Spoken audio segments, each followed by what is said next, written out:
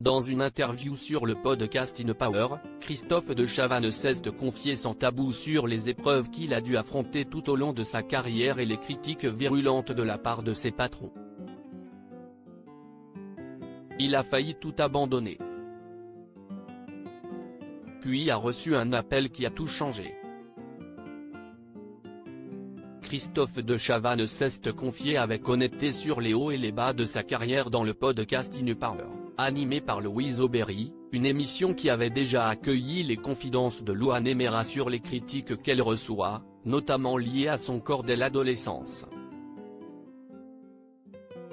Ainsi, Christophe de Chavannes a expliqué sa relation avec son métier d'animateur télé dans un extrait diffusé ce lundi 6 mars 2023, « Je pense que si est difficile de faire un métier comme celui-là sans avoir une envie sourde de séduire, franchement.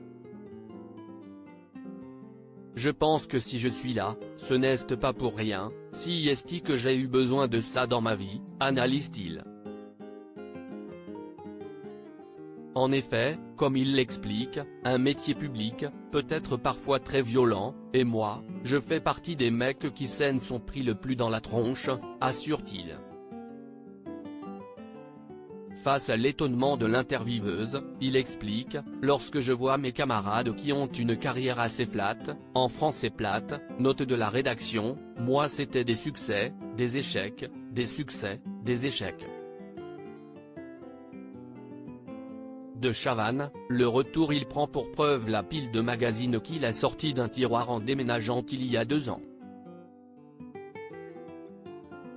Sur des années, il y avait marqué de Chavannes, le retour, à chaque fois, sur plein d'années différentes, s'est-il étonné. Ça veut dire que je m'en suis pris, des gamelles.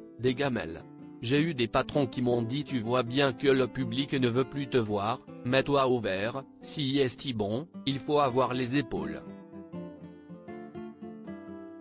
Ainsi, il avoue qu'il avait presque abandonné, je pliais gentiment mes affaires, j'avais décidé de ne plus être malheureux, que c'était comme ça, que je ne comprenais pas mais bon, dans la vie, il y a plein de choses qu'on ne comprend pas. Lorsque soudain, alors qu'il devait partir 8 semaines en voyage, il a reçu un coup de fil.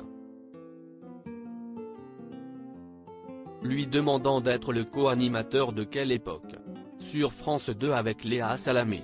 Une très bonne surprise pour lui, qui voulait justement s'orienter vers ce genre de contenu, si on m'avait appelé pour un jeu, je ne l'aurais pas fait, assure-t-il. Et si animer ce type d'émission était un souhait, il ne pensait pas qu'il y aurait accès un jour, je n'avais pas imaginé 2 secondes que j'irais là, avoue-t-il, persuadé que personne ne le voudrait dans une émission intellectuelle et culturelle. Comme quoi, la vie réserve bien des surprises.